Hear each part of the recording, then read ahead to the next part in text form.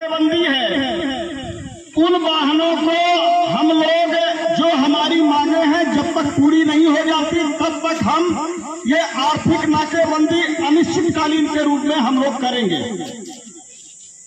तो सभी साथियों से सार्वजनिक आम जनता को यातायात में किसी भी प्रकार की दिक्कत ना हो, बाकी सभी साथी, सभी मजदूर, किसान, तो आम जनता एकजुट होकर इस दमनकारी नीतियों के खिलाफ हम सब मिलकर लड़ाई लड़ेंगे। आज अगर रायगढ़ में देखें कि इन गाड़ियों में जो बड़ी बड़ी ट्रकें दौड़ती हैं, 18 चक्का गाड़ी, एक तहसीलदार से हमारे साथियों ने पूछा, तहसीलदार ने कहा कि हमने ऐसा कोई आदेश नहीं निकाला है और जब तक ग्राम सभा की अनुमति नहीं होगी तब तक हम इस तरीके की कोई कार्यवाही नहीं करेंगे। तो ये आखिर किसके मिली भगत से हो रहा, इसके लिए जिम्मेदार कौन है और व्यक्तिगत बात तहसीलदार पहुंचाने के लिए क्यों कोशिश की जा रही है, क्यों?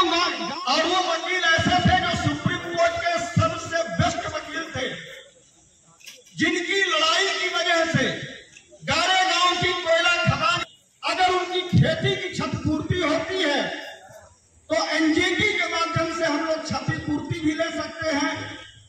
जो हमारे खेतों में प्रदूषण फैलाया जा रहा है, अगर खेती हमारी नष्ट होती है, तालाब नष्ट, तो ऐसा कानून बनाने में वो वकील हम लोगों के साथ रहे और वो रायगढ़ की वजह से बना।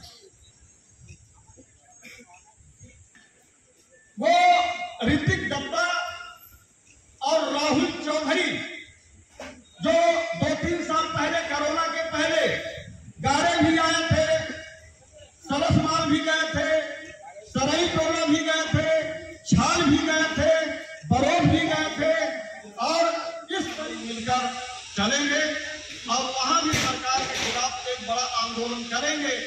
यहाँ प्रदूषण के खिलाफ, ओवरलोडिंग के खिलाफ, दुर्घटना के खिलाफ, जो किसानों की और खासतौर से आदिवासी किसानों की जो जमीन लूटी जा रही है, उस लूट के खिलाफ ये आंदोलन हम लोगों का सतत जारी रहेगा।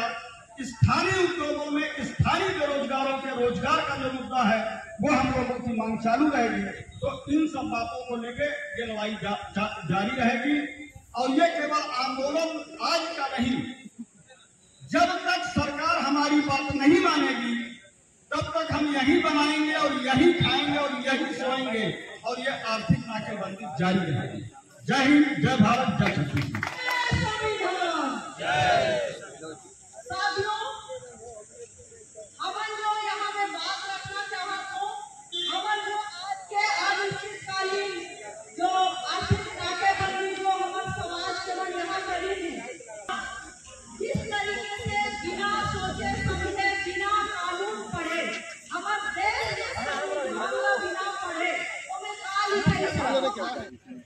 लेकर जारी करने के बाद 3-4 आरआई और 8-10 पटवारी, हाँ 8-10 पटवारी को लेके जो गारे जन्म सेक्टर हुआ है वहाँ पर, तो उसमें जैसे 14 गाँव हैं, तो उन्होंने आर्थिक सर्वे करने के लिए अर्जन किया।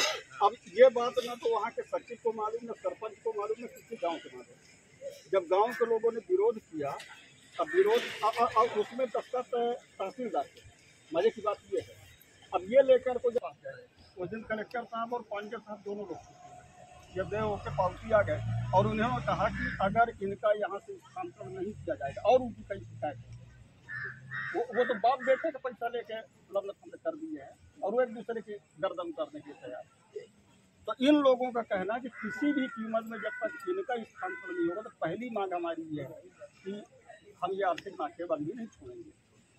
फिर दूसरा मुद्दा ये है कि हम लोग जैसे मोटरसाइकिल भी चलाते हैं तो हमारे तो इंडिकेटर भी, उसकी पासिंग 50 टन है, अगर उसके 4 चक्के गायब हैं या अनफिट हैं, इसका मतलब उसकी पासिंग 40 टन हो गई, तो 10 टन की वो गाड़ियाँ ओवरलोडिंग चल रही हैं, तो उस पर कार्यवाही।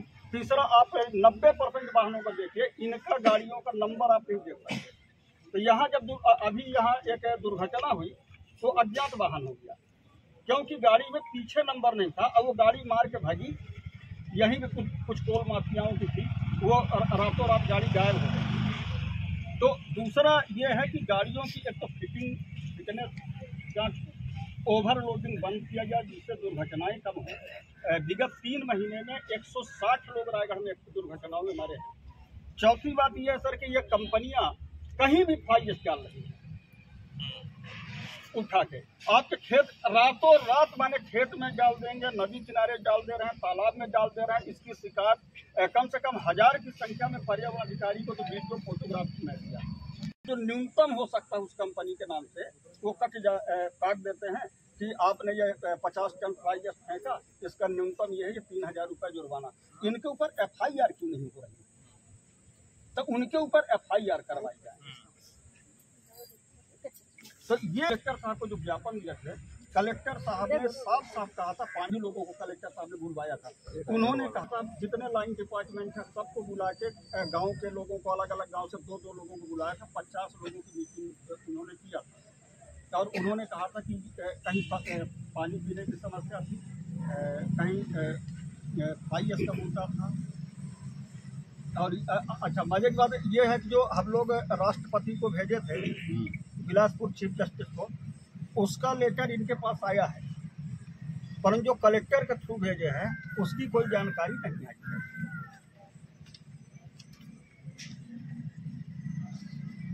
गए थे इन लोग, हाँ, ग्राम पंचायत की सहमति नहीं लिए, कोई आदेश किया, कोई चला गया। इसके बारे में ADM मैडम मेरे को अपने तरफ से संदेश दिया है कि जाके बता देना चाहिए कि अभी कोई वैसा सर्वे नहीं होगा। सुनिए, सर्वे करने के पहले अगर कुछ विचार होगा तो मैं खुद ग्राम पंचायत में आऊंगी, मैं सलाह वगैरह करूंगी, अगर सहमत बनेगी तब करेंगे।